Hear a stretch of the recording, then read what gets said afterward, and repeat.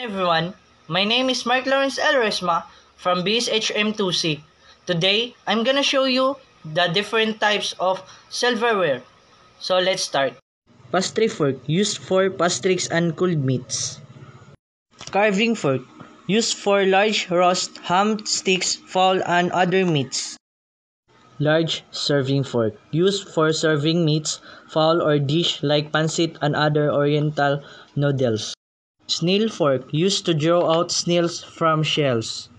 Oyster fork used for picking oysters from shells. Soup spoon used for soup dishes. Dinner spoon, mostly same size of the dinner fork and may be used together with it. Teaspoon used for coffee, tea and some desserts. Damitas spoon, smaller than teaspoon used for after dinner coffee, condiments or caviar. Parfait spoon, long-handled teaspoon for ice cream and shakes served in tall glasses. Dinner knife, essential to the formal dinner used for all meals or roast. Fish knife, used when a fish course is served. It is paired with a fish fork to assist in cutting the fish. Butter knife may refer to any table knife designed with a dull edge and rounded point. Master butter knife, a sharp pointed dull edged knife often with a saber shape used only to serve out pots of butter from central butter dish to individual dinner plate.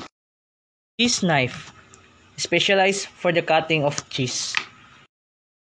Bar knife, slices and services lemons and limes, also used as a bottle opener.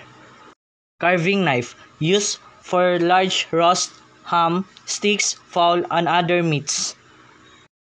Oyster knife can do the task of splitting a rock first and then proceeding to properly process the most tender of meats hidden within.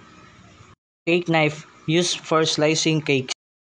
Ice tongs used to pick small pieces of ice, whether cubes or tube. Lobster crackers.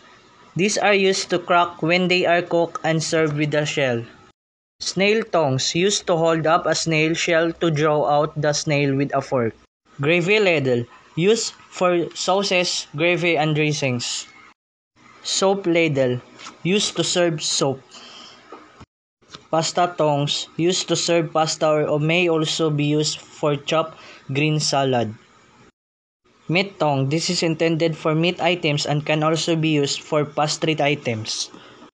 Pizza slicer, sharp-edged, well-typed knife used for cutting pizza.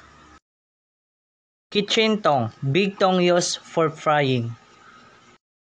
Ice bucket, used as a container for ice being served at the table. Water pitcher, used as a container for water or other beverages like juices, soda, iced tea, or etc. Food cover, used for covering food especially during room service. Marrow spoon, used to help consumers get marrow out of bones.